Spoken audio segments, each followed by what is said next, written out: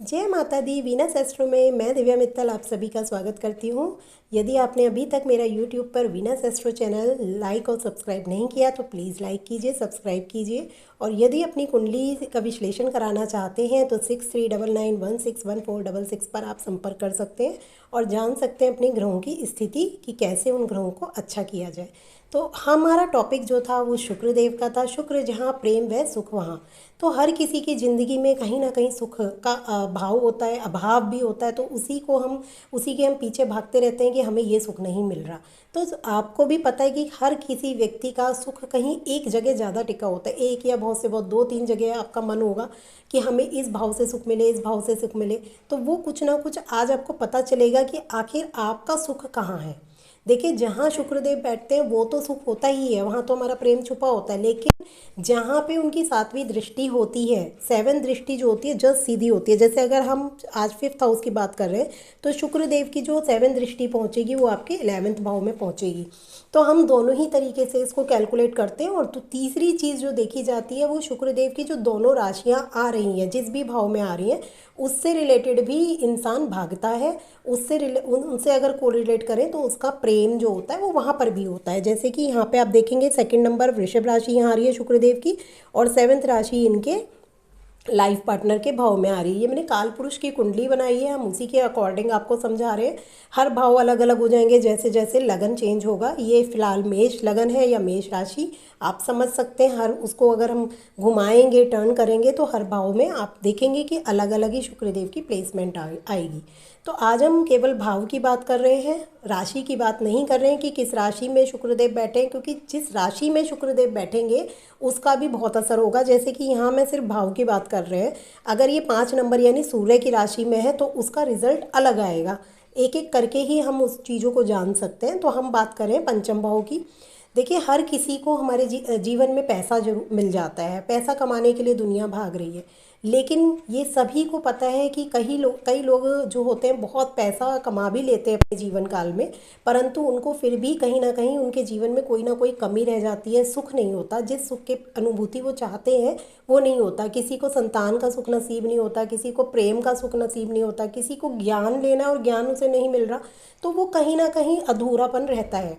तो वही अधूरापन आपको अगर पहले से पता चल जाए कि हमारे भाव में ये शुक्र यहाँ पर बैठा हुआ है, हमें इस चीज़ की कमी है, हमें उसको कैसे सही करना है, तो कितना बढ़िया हो। तो चलिए जानते हैं हम शुक्रदेव यदि आपके पंचम भाव में विराजमान है तो हमें सबसे पहले इसके जानने के लिए हमें ये जानना है पंचम भाव किस किस चीज़ को कोरिलेट करता है। पंचम भाव से हम संतान देखते हैं, संतान का पक्ष यही पता चलता है। तो ऐसे लोग जो होते हैं संतान प्रेमी होते हैं, मतलब इनके जीवन में जो असली सुख आता है वो संतान के बाद आता है। और ये संतान से बहुत इन्हें अटैचमेंट होता है, बहुत ज़्यादा अटैचमेंट ये फील करते हैं अपनी संतान के प्रति। संतान भी इनके प्रति बहुत अच्छी और अच्छी होती है। दूसरे नंबर पे अगर हम यहाँ देखें, ज्ञान का भी ये भाव होता है, जो हम ज्ञान हासिल करते हैं। पर ये लोग जो इनका शुक्र यहाँ पर आएगा वो लोग, क्योंकि अभी तो फिलहाल राशि की बात मैं नहीं कर रही हूँ, हम केवल भाव की बात कर रहे हैं। तो ऐसे लोग भौतिक भौतिक ज्ञान की तरफ ज़्यादा भागते हैं, आध्यात्मिक ज्ञान लेना नहीं चाहते। किताब मतलब इनके लिए लगता है कि किताबी ज्ञान अगर हमने ले लिया तो हमें बस उसके एवरेज में यानी उसके बदले हमारी अच्छी जॉब लगनी चाहिए जहाँ पैसा अच्छा हो, अर्निंग अच्छी हो। ये चीज़ इनके दिमाग में ज़्यादा रहती है। भौतिकवादी या जो आजकल ट्रेंड में चल रही है उन चीज़ों को जानने की ये कोशिश करेंगे कि आजकल ये मोबाइल चल रहा है, वो चल रहा है, ये अच्छा है। तो हर चीज़ इन्हें मतलब जो करंट में चल रही है भौतिक चीज़ों की तरफ ये ज़्यादा अट्रैक्ट होते हैं। प्रेम, ऐसे लोगों के प्रेम संबंध होते हैं, ये बहुत अच्छे प्रेमी भी कहे जा सकते हैं। मतलब इनके जीवन में जो प्रेम आता है वो शादी तक जाता है यदि इनकी शुक्रदेव अच्छी प्लेसमेंट है और जहाँ बैठे हैं। फिफ्थ हाउस का ग्रह, राशि का ग्रह भी देखा जाता है, तभी हम बाकी चीज़ों का निरीक्षण कर सकते हैं कि प्रेम तो होगा लेकिन वो सफल होगा या नहीं होगा वो बाकी ग्रह बताएंगे।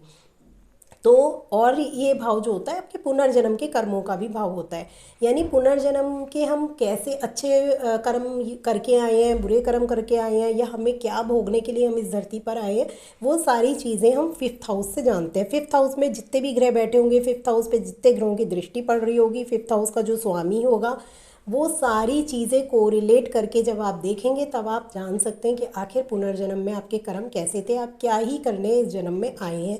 ये सब चीज़ें आप जान लेंगे, क्योंकि जो ये पूरी पत्री जो हमारा ये जो पूरा बनता है जन्म कुंडली, ये हमारी पहले से जैसे ही बच्चा जन्म लेता है तो उस समय आकाश मंडल में जो ग्रह जहाँ होता है वो यहाँ पे बैठ जाते हैं।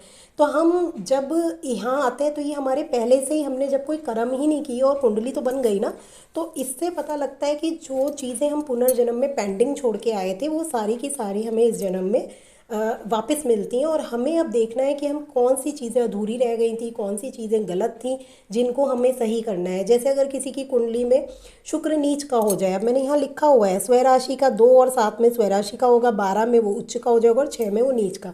अब किसी का शुक्र अगर नीच का कुंडली में 6 नंबर में बैठा हुआ है तो ऐसे लोग क्या होते हैं, मतलब वो भौतिकता की तरफ, वो पैसों को कमाने के लिए गलत तरीका भी अपना लेते हैं, क्योंकि वो बहुत शुक्र भोग दे देता है। और ज़रूरत से ज़्यादा भोग विलास की तरफ जो लोग तृप्त होंगे तो डेफिनेटली ये शुक्रदेव बहुत ज़्यादा बुरा उस इंसान के साथ भी कर देते हैं, या उसका मन भटका देते हैं, गलत गलत प्रवृत्ति में वो लोग चले जाते हैं, गैम्बलिंग में चले जाते हैं। वो सारी चीज़ें, अगर राहु का भी प्रभाव पड़ेगा तो ये सारी चीज़ें शुक्रदेव दे देते हैं।